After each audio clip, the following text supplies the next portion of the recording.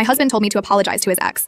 I refused. Okay, so I've been married to my husband Dan for 2 years. Our relationship has had its ups and downs, but nothing could have prepared me for what happened last week. His ex, Michelle, has always been a bit present. She texts him occasionally about things she forgot at his place. Mind you, they broke up 3 years ago. Or sends him random, funny memes. Dan always brushes it off, saying they're just friendly. Whatever. I wasn't thrilled, but I trusted him. But then, Michelle calls him out of the blue. Apparently, she got a flat tire and needed help. Dan, being Mr. Nice Guy, went to help her. Fine. Annoying, but fine. When he got back, he told me she mentioned she felt uncomfortable around me at a mutual friend's party 6 months ago. She claimed I was cold to her and demanded I apologize. You guys? Apologize? To the woman who texts my husband at midnight and still acts like they're in a sitcom romance? I laughed at first, thinking it was a bad joke. But Dan? He was dead serious. He said it'd be easier if I just apologized to keep the peace. Keep the peace with ho? His exclamation mark. I told him I wouldn't apologize for something I didn't do. And, frankly, for something that's ridiculous. That's when the real bomb dropped. Michelle cried to Dan, saying she still cared about him, and that my hostility was making her feel excluded from his life. Excluded? Lady, you broke up. Move on. I told Dan I wasn't going to enable her delusions by apologizing, and he called me unreasonable. Here's the kicker.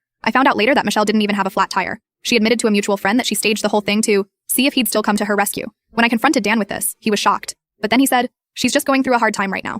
I packed a bag and stayed at my sister's for a few days. I needed space.